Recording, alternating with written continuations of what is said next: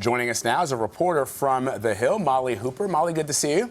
Good to see you. So the president is going on the offensive here. Is that a wise tactic? You know, I was talking to a Republican lawmaker yesterday, Tom Cole, who said, you know, the rollout of this whole program wasn't so smooth. He said, now President Trump going after the judges and the courts, it's probably not the greatest idea. And it's sort of like making a sports analogy. You don't want to be poking an eye in, you don't want to be poking the ref's eye out. You don't want to be going after the referee when you're trying to win the game. So it's not unusual, but at the same time, I'm not sure how effective it will be. I'm curious, Molly, what happens when he has to pick a new referee? A lot of people are worried about how this undermines the judicial system. But what happens moving forward when he's got to fill these positions in the courts?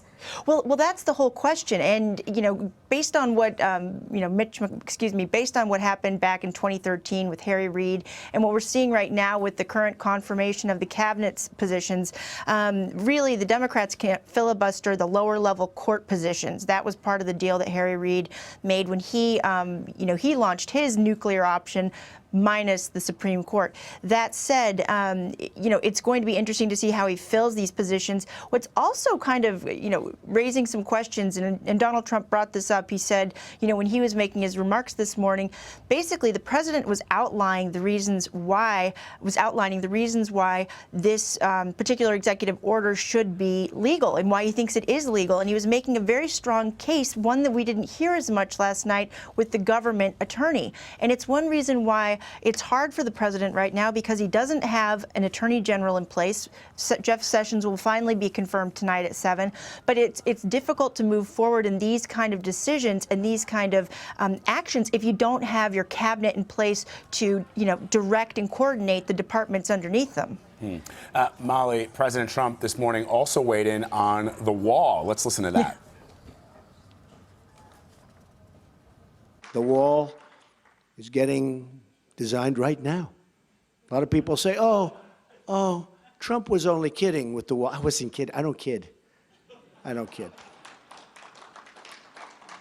I watch this and they say I was kidding.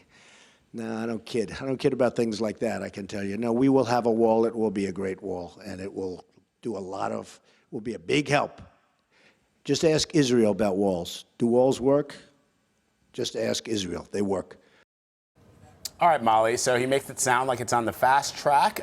Clearly, for those millions of his supporters who cheered him on the campaign trail with cries of "Build that wall," they're excited. How excited is Congress to fund this? Well, it's not necessarily even a matter of how excited Congress is to fund this, because they'll find the funds. It's a matter of going out and actually acquiring the land on which the wall will need to be built. Keep in mind, Israel doesn't have a 3,000-mile border that it has to build a wall on. And, it's one thing to go out and actually build it. It's another thing to obtain the land, to get the rights to the land, because a lot of that's private land. There's a reason why the fence and the border fences haven't been able to be built. So it'll be one thing for Congress to fund it. It will be another thing to get to acquire the land on which to build this wall. And the other thing about it is, you have border state congressmen, Republicans, who are wary of actually building a wall because they have people who come across the border to work in the country, every day. So it's going to be that will be a very enlightening debate up on Capitol Hill. I'll say that much. All right, we look forward to that one, Molly. Before we let you go, I want to ask you about these nominees that President Trump is still trying to push forward through. What's the sense on Capitol Hill? How are Democrats planning to strategize to counter not just the nominees, but legislation that the White House is going to try and put forward? Well, we're seeing it go forward right now. I mean, at this point, when President Obama was president back in 2009, he had at least 12 cabinet members confirmed. President George W. Bush had all 14 cabinet members in place. President Trump has 5. And the one thing that the Democrats can do in the Senate is they can delay. And that's what they've been doing. They've been delaying and delaying and delaying because there's some arcane rules that allow the Democrats or the minority party to have 30 hours of debate on each nominee. And so what's going to be happening is they're just going to keep delaying. And we're seeing these tactics play out with the all-night talkathons.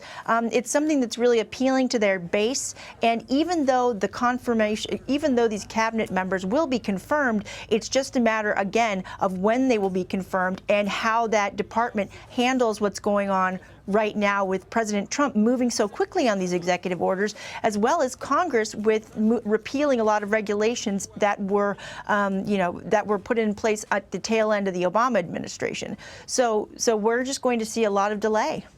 Molly Hooper with The Hill. So good to see you, Molly. So good to see you.